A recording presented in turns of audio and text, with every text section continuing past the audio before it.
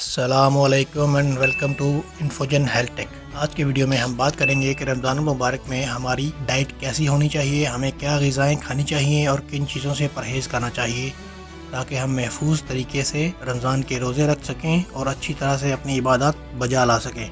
جدید تحقیق سے یہ ثابت ہو چکا ہے کہ رمضان کے روزے رکھنے سے سینکڑوں جسمانی اور ذہنی فوائد ملتے ہیں۔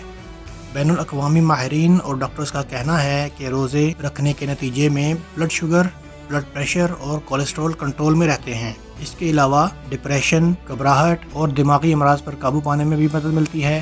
گٹکا، چھالیا، پان، سپاری اور سگریٹ نوشی جیسے دیگر سماجی مسائل سے بھی نجات حاصل ہو جاتی ہے۔ آج کل ڈائٹیشنز بھی مشورہ دیتے ہیں کہ روزہ رکھنے سے وزن کم کرنے میں مدد ملتی ہے۔ اسی وجہ سے وزن کم کرنے کے لیے ڈائٹیشنز نے ایک نئی تکنیک بھی متعارف کروائی ہے جسے انٹرمیٹنٹ فاسٹنگ کا نام دیا گیا ہے۔ آپ کسی ماہر ڈائٹیشن کی زیر نگرانی یا خود بھی اس تکنیک کو استعمال کرتے ہوئے بآسانی اپنا وزن کم کر سکتے ہیں۔ یہ اور بات ہے کہ مسلمان روزے صرف اللہ کی خوشنودی کے لیے رکھتے ہیں اور ان کا مقصد جسمانی صحت کے فوائد نہیں بلکہ اللہ تعالیٰ کی خوشنودی ہوتی ہے۔ دنیا بھر کے کروڑوں مسلمان اپنی مختلف بیماریوں کے باوجود روزے رکھتے ہیں جس کے نتیجے میں ان کی صحت بہتر ہوتی ہے۔ کورونا وائرس کی وبا کے باوجود پچھلے سال 91% سے زائد مسلمانوں نے رمضان میں روزے رکھے اور اس سال بھی اندازے کے مطابق 95% مسلمان روزے رکھیں گے۔ بلڈ شوگر، بلڈ پریشر اور دل کی بیماریوں سمیت دیگر امراض میں مبتلا افراد کی بڑی تعداد رمضان کے روزے رکھتی ہے، لیکن علماء کا کہنا ہے کہ ایسے تمام افراد کو چاہیے کہ وہ رمضان کا مہینہ شروع ہونے سے پہلے ہی اپنے معالجین سے مشورہ کریں اور اپنی دواؤں کی ڈوز اور اوقات کار میں تبدیلی لائیں تاکہ وہ رمضان میں اچھے اور محفوظ طریقے سے جسمانی اور روحانی فوائد سمیٹ سکیں۔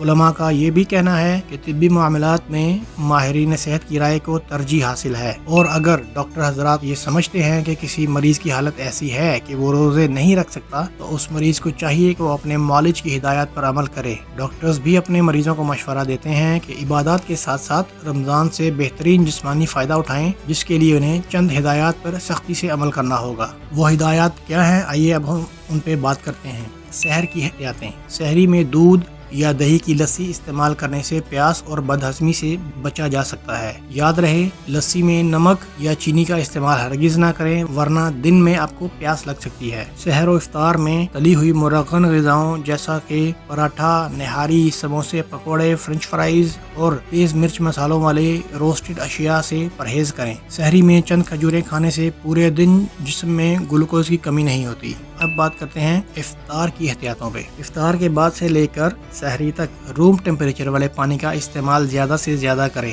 افطار کے فوراً بعد ٹھنڈے یخ پانی اور مشروبات بالکل نہ پئیں اور کوشش کریں کہ نارمل زندگی میں بھی ٹھنڈے مشروبات سے گریز کریں۔ افطار میں دہی بڑے اور فروٹ چاٹ آپ کی بھوک مٹانے اور زبان کا ذائقہ بہتر رکھنے کے لیے زبردست غذائیں ہیں۔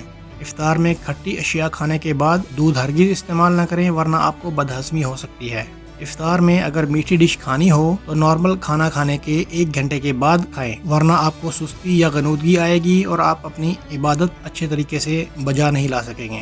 سحر و افطار کے علاوہ چند دیگر احتیاطیں بھی ہیں، ان احتیاطوں پہ بات کرتے ہیں۔ گرم پانی کا استعمال کریں جو آپ کے ہاضمے کو درست رکھے گا، خون کی روانی کو نارمل رکھے گا اور زہریلے مادوں کو جسم سے خارج کرے گا۔ چائے، کافی اور فزی کولڈ ڈرنکس کی بجائے تازہ جوسز کا استعمال کریں۔ ورزش کو ہرگز ترک نہ کریں بلکہ ہلکی پھلکی ورزش یا چہل قدمی رمضان میں بھی جاری رکھیں۔